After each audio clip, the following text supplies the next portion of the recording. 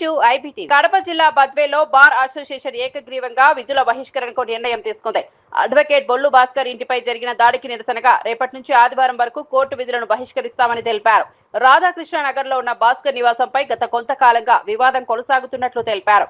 గత 15 రోజులలో మూడోసారి దాడి జరిగినప్పటికీ పోలీసుల నుంచి సరైన చర్యలు తీసుకోలేదని న్యాయవాదులు ఆరోపించారు. అంటే పోలీసులు ప్రత్యక్షంగా ఇస్తే ఆ ఫిర్యాదును పోలీసులు స్వీకరించలేదని, వాళ్ళ ఇంటి మీదపై దౌర్జన్యం చేస్తే వాళ్ళ సీసీ కెమెరాలో రికార్డ్ అయిన విషయాలన్నింటినీ కూడా ఫిర్యాదులు చేసినారు. అంతకుముందు పోలీసుల సహాయంతో వచ్చి వాళ్ళ సంసారం ఉండే ఇళ్ల దగ్గర ప్లస్ ఆ కళ్యాణ మండపం రాధాకృష్ణ కళ్యాణ మండపం గురించి తాళం వేసినారని వాళ్ళపైన హైకోర్టులో కూడా వేసినారని చెప్పినారు. ఇక్కడ భాస్కర్కి సంబంధించిన కేసులు యాజ్ ఎ అడ్వకేట్గా భాస్కర్ అడ్వకేట్గా నేను మాట్లాడడం లేదు. యాజ్ ఎ ప్రెసిడెంట్గా రిప్రజెంటేషన్ వచ్చింది కాబట్టి బార్ అసోసియేషన్ ప్రెసిడెంట్గా మాట్లాడుతూ ఉన్నాను. ఇక్కడికి వచ్చిన విషయంలో ఏంటంటే భాస్కర్కి సంబంధించి 2 కేసులు జరుగుతాను, 2 సివిల్ కేసులు, ఇంకొకటి ఎస్ఓపి కేసు. ఈ కేసులు దాదాపు ఇప్పటికీ 10 సంవత్సరాలుగా బద్వేల్ కోర్టులో నడుస్తూ ఉన్నాయి.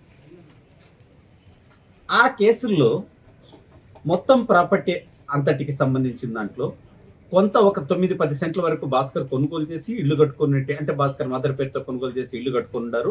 అందులో సుమారు కొన్ని ఇళ్ళు ఉన్నాయి, కింద పైన ఆ ఇళ్లలో కొన్ని బాడుగలు ఇచ్చుకున్నారు, వాళ్ళ సంసారం ఉన్నారు. కొన్ని ఇండ్లు సంబంధించిన విషయంలో ఇది రాధాకృష్ణ గారు వాళ్ళ భార్య పేరుతో కొనుగోలు చేసిండి. ఆమె తదనంతరం రాధాకృష్ణ గారికి సంక్రమించి ఉండి ఆయన బాలమ్మ గారి పీరియడ్ నుంచి వీళ్ళతో కలిసి అక్కడే అంతా నివాసం ఉన్నారు. కాబట్టి ఆయనకి ఎవరు పిల్లలు లేరు రాధాకృష్ణ గారికి. ఆయన తనకు సంబంధించిన పోస్టల్ వాటర్లో కానీ మిగతా వాటర్లో కానీ నామినీగా భాస్కర్ ఉంచుకొని ఉన్నాడు. ఆయన అక్కచెల్లెలు కానీ అన్నదమ్ములు కానీ ఎవరిని ఎక్కడ నామినీగా ఏ రోజు ఉపయోగించిన సందర్భం లేదనే విషయం వాళ్ళు కూడా కోర్టులో అడ్మిట్ చేసి ఉంటారు. వీళ్ళకి సీసీ కెమెరాల్లో రికార్డ్ అయ్యింది, కరెంటు బిల్లులు కట్టుకుంటా అంటే ఇతని ఫోన్లో ఉండి ఇలా స్వాధీనంలో ఉంటే వాళ్ళకి కేసులో గెలవడం కష్టం. దౌర్జన్యకారులు మీరు కంట్రోల్ చేయండి, న్యాయ వ్యవస్థ ఔన్నత్యాన్ని పెంచడానికి కారణం కాండి, కోర్టుల వ్యవహారాలను దళారీ వ్యవస్థకో మధ్య రౌడీలకో సుపారీ బ్యాచ్ సపారీ బ్యాచ్ అనే వాళ్ళకో అవకాశాలు ఇవ్వద్దండి, దయచేసి సహాయం చేయండి, న్యాయాన్ని కాపాడడానికి మీరందరూ ఉండండి అని చెప్తూ, మేము ఈ విషయం మీద భాస్కర్ విషయం మీద ఇంతగా జరిగింది, ఇట్లాంటి మిగతా అన్ని జరుగుతూ ఉన్నాయి, మా అందరికీ బాధ్యత ఉంది.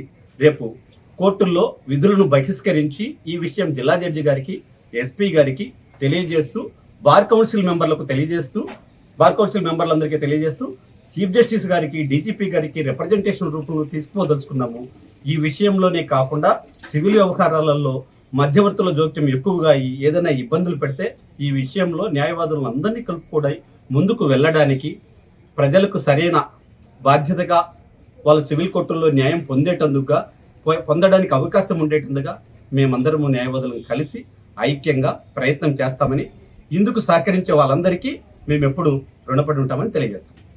పేరుతోనే కట్టడం జరిగింది, ఎవరు కట్టినారు, ఎవరికి హక్కు ఉంది అని సివిల్ కోర్టు మాత్రమే నిర్ణయిస్తుంది. ఒకవైపు సివిల్ కోర్టులో జరుగుతుంటే ప్యారలల్గా ఇక్కడ మేము కానీ ఇంకొక వ్యవస్థ కానీ నిర్ణయించలేదు. కాబట్టి సివిల్ కోర్టులో ఉండే వాటిలో మధ్యలో వాళ్ళు జోక్యం చేసుకోకూడదండి అని చెప్తాను. మేము కట్టినాం ట్యాక్స్, ఇంకొకరు ట్యాక్స్ కట్టినాం, నేను పోయి ఎవరో ఇంటికి ట్యాక్స్ కడితే నాకు రాదు, నాకు హక్కు ఉంటేనే వస్తుంది. వాళ్ళు పోయి ఒకరింటికి ట్యాక్స్ కడితే రాదు. ఎవరికి హక్కు ఉందో హక్కులను నిర్ధారణ చేసేది న్యాయ వ్యవస్థే. ఇలా అనుభవంలో ఉండరు, సీసీ కెమెరాలు ఉన్నాయి, కరెంటు బిల్లులు ఉన్నాయి. ఈ కరెంటు బిల్లులన్నీ ఇలా ఫోన్కి ట్యాగ్ అయిన ఉన్నాయి, ప్రతి వ్యవస్థ ప్రతిదీ వీళ్ళకి రికార్డ్ అయి ఉన్నాయి, కోర్టుల్లో సాక్ష్యం జరిగిండది. ఆ వ్యక్తులు ఎవరైతే ఉండారో హక్కుదారులు అనేవాళ్ళు, హక్కుదారులు వాళ్ళ హక్కులను కాపాడుకోవడానికి వాళ్ళ ప్రయత్నం వాళ్ళు చేయొచ్చు. సంబంధం లేని వ్యక్తులు అక్రమంగా ఇళ్లలోకి పంపించేటట్టు, అంటే ఒక బ్యాచ్ తయారై వాళ్ళని ఎవరినో ముందుకు దోసి దౌర్జన్యంగా పోయి ఇళ్ళ లేకపోయి న్యాయవాది ఇంట్లో జ్వరపడి వాళ్ళ వస్తువులను పగలగొట్టి సీసీ కెమెరాలను పగలగొట్టి ఆడవాళ్ళను కొట్టి వాళ్ళు హాస్పిటల్కి పోతే కనీసం హాస్పిటల్లో కూడా వాళ్ళ కంప్లైంట్లు తీసుకొని స్థితి బద్వేల్లో వస్తుందని అంటే న్యాయం జరగడానికి అవకాశం ఎక్కడుంది? సివిల్ కోర్టుల్లో ప్రజల హక్కులను ఏ రకంగా కాపాడాలా?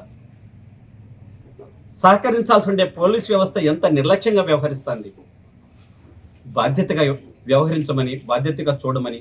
పోలీసుల్లో చాలా మంది మంచి వాళ్ళు ఉండరు, ఒకరిద్దరు అలాంటి పనులు చేస్తూ ఉంటారు. దయచేసి మీరు కూడా మారండి, మంచిగా ఉండండి, న్యాయ వ్యవస్థను కాపాడడానికి, న్యాయాన్ని కాపాడడానికి ప్రయత్నించండి. సభాముఖంగా మీ అందరి సమక్షంలో కోరుతా ఉన్నాను.